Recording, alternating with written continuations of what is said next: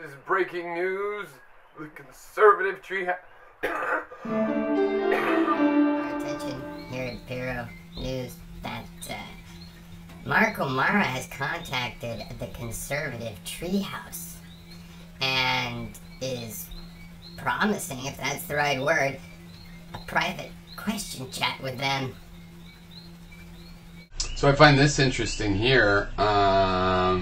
That'd be interesting if it wasn't legit, actually, people's reply as well, but I think this looks legit. These guys, you know, I mean, if they say no racism in their comments and stuff, these guys aren't like total nuts. They're just conservatives. I think this is, I think this is true.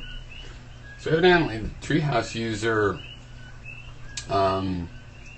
named GZ the Courageous emailed Mark O'Mara and got a response. He said, "Dear Mr. O'Mara, to be honest, many of us are disappointed watching you in the second hearing with Judge Lester. I personally felt you were whispering the strong points and rather loud and repetitious on the weak points. The Treehouse think tank has done much research on the case from the beginning, but they began a thread discussing your approach at the second hearing. If you're interested in reading the thread, here's the link." And O'Mara replies, like a couple days later, it's today, "I sincerely appreciate the criticism. There are many more nuances to consider regarding the presentation, and I will respond in more detail. I truly appreciate all the great work done by everyone over there so far, and really take your comments to heart. Rest assured the presentation was metered for very specific purposes. As this is a long game approach, the bulldog mentality would be premature." That's what I've been trying to tell them, except for without posting on their site. "A goal for today is to get him out. That's all. I will respond better shortly. Please pass on, and I would like to see if we could set up a chat session so I could respond directly to questions. We just need to maintain a level of security over the communication." What? He's going to go into consultation with the Treehouse think tank? Are you serious? So I saw this earlier and there was only 40 comments. Obviously I'm not going to go through like 188 comments. So let's see if we can get the first ones. Snap Spacula. "He's paying attention, you guys. That gives me hope. I can't imagine the prosecution holding their composure in the face of the perspectives given here. They are toast." These are the guys that are like, just show that picture of him in a hoodie. They'll know he did it. No, they won't. "So glad to see the response. Sitting on my hands waiting for the chat session." From Felicia. Friend of Innocence. "I really think if the administrators or members of this site want to contact O'Mara through email, that's fine. I agree with Sundance Cracker that any contact should remain informal. I really don't see any harm answering questions, though. If you would do the same at Talk Left, that'd be just great. Fair and balanced." It's funny that they're in balance with Talk Left. It's an allegedly subtitled, left-leaning blog that is also a bunch of Zimmer bots at the moment. It's amazing. Daiwada Man, some nut stole Daiwada Man's name, came over here and posted, "I just want one question answered. Why is he allowing the state to say they have witness number 2, that saw Chase when that witness completely changed her story? She still said she knew somebody was running. Why not? If it goes to trial and you prove that person changed story, that person will no longer be credible and won't be used. Or he knows he can make this person perjure him or herself." That's a good point, Jay, because it is actually common. Go ahead and let the witness go in and wait to impeach them. Do it on the stand. If the jury gets to see a few impeachments, they start to think that the prosecution was reaching. Okay, JW says, "I think, in my opinion, from my experience, just what I think. I'm not saying that I'm Judge Judy or anything. Witness 2 changed her story from seeing 2 figures to seeing only 1 figure running. I think she saw Trayvon running towards the T in the sidewalk where the struggle began. Trayvon had to have returned to confront Zimmerman. The crime scene shows it and it doesn't lie. She'll be a strong witness. For the defense. Bum, bum, bum, bum. VP Biblit. I think she saw Austin Brown chasing his dog." Yep, that's actually a good idea. VP, what are you doing over here? Okay, friend of innocence says, probably allowed the state to say that because Bernie said the state had a witness statement that described a chase, which is true. He just left out the part where the witness replaced that statement with one that describes glimpsing of a human intermediate age, race, or gender.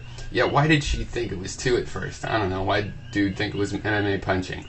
I should add, she didn't see the one running person. She heard the sound of feet running. So in close arguments, the defense can say that was Martin running back up to hide and ultimately confront Zimmerman, or they could say it was the kid and his dog, if they need to counter something that the state ascribes to this witness, that is.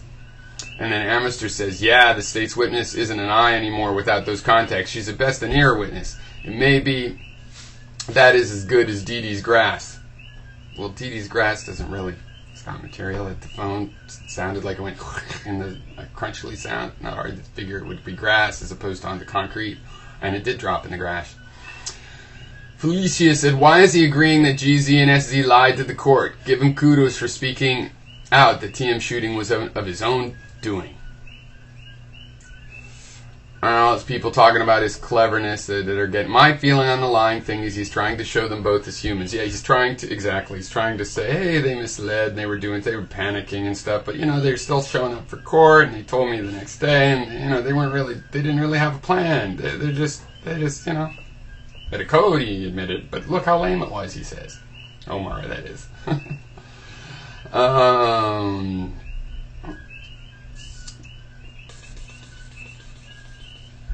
Chuck is evidently confident in Omar at the moment. It's mixed over here. It's funny, a lot more of them were against him before. If you contact the blog, there's just a natural energy of, well, I think it was good, I think it was okay. Maybe it's just the people that believe that all along speak up, but I don't know, it's hard to tell. I don't remember the handles here.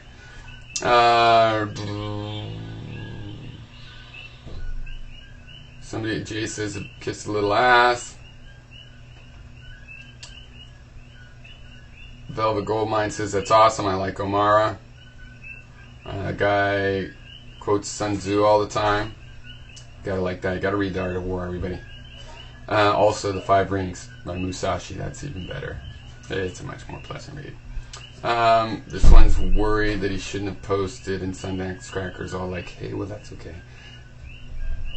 Anyway, so that's kind of the flavor. They got the other thing they have he's done afterwards, I think because of the whole maybe I shouldn't have published it, is he talks about, look, he talks glowingly, this guy Sanford. George Zimmerman's defense attorney was expected to do the predictable thing, beg the judge's forgiveness and ask him to again let the neighborhood watch volunteer go free until his trial on a second-degree murder charge. See, I think somebody's advising, or Amara is just smart enough, by giving these people a cookie, that he might have a chat session with them. He can get information out there onto a blog that's being read by, Zimmer fans, right? And then they'll immediately get more positive towards him. Because this blog has a big reason. That's cool for them. If they can be they're covering this story. If they can have a friendly relationship with Omara, they're going to get all kinds of dirt, and he's even going to advise them on the best kind of dirt to put out there. I know that Omara would totally lead them astray if that could help Zimmerman, but I wouldn't assume that if I was them. Probably Omara has a reason to have a friendly relationship from their point of view. It's funny that Omara intimated that. And I wonder if this shouldn't be, Zimmerman news. Omara agrees to have a chat space, because of this whole use of social media, having a website, and these kinds of things. This has been a sub-story here, and here he is telling a blog he's going to meet with them privately and answer their questions, but with, what did he say? Communication.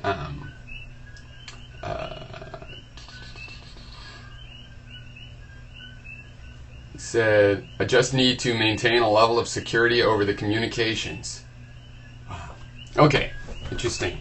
Yeah, I always find it interesting when websites were always just in these little backwater, and sometimes it's like it plays into somebody in the mainstream this point of view, and they make this contact, and I find that interesting, and the way a website owner reacts to that, the way the users react to that, what it means. I'm surprised by this. I'm really surprised. I wouldn't have thought it'd be a good move for him, especially, in the open. I could see him doing it privately or something, but I guess he was worried if he did it privately that it'll look like it's on purpose. Now he can just say that this is public relations, that a blog is like a newspaper, see, and he has this cover, and yet he also knows he'll eat it up and spit it out probably just right. I mean, I'm pretty sure that he could finesse them into doing whatever he thought they should do. So, yeah, what do you think of that?